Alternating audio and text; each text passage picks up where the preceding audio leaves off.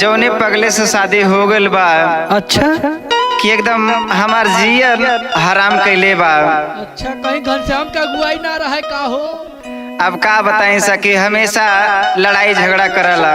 सुना सुनावा ये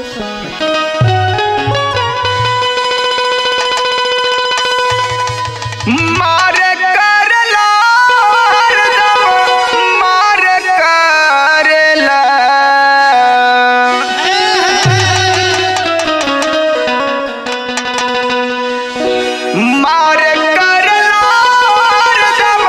मार करला हमर हमर आन पड़ सजनवा हरदम मार करला।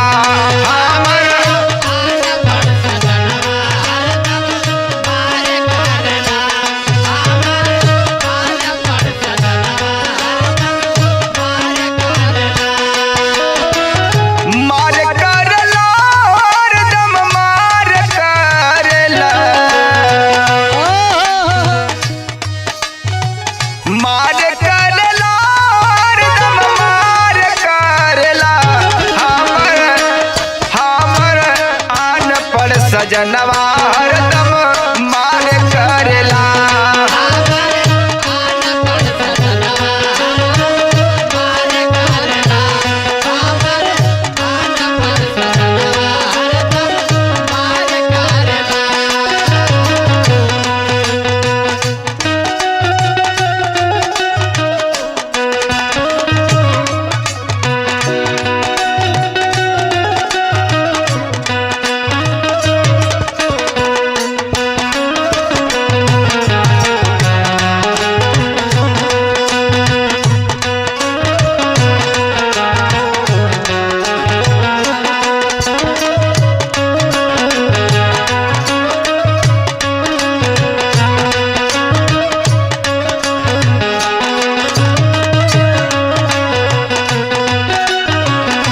सखी का ये सखी दिनों राती गाजा पियाला।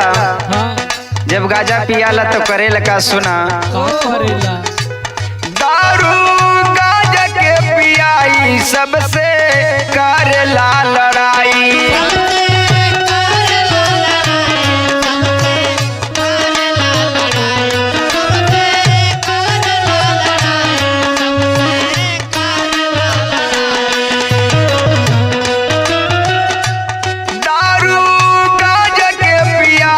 सबसे करेला लड़ाई।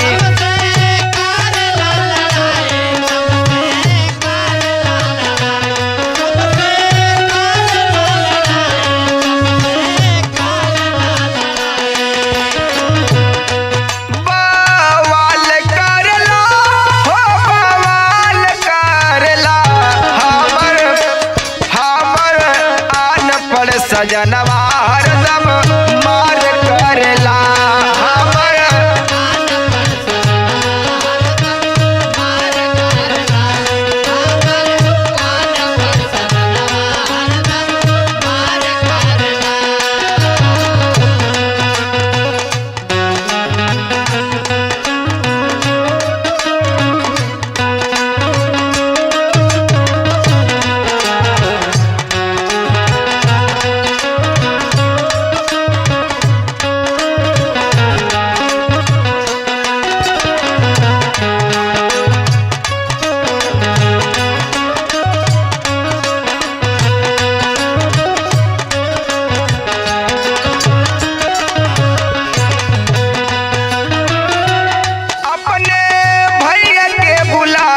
काल नैहर चल जाइब।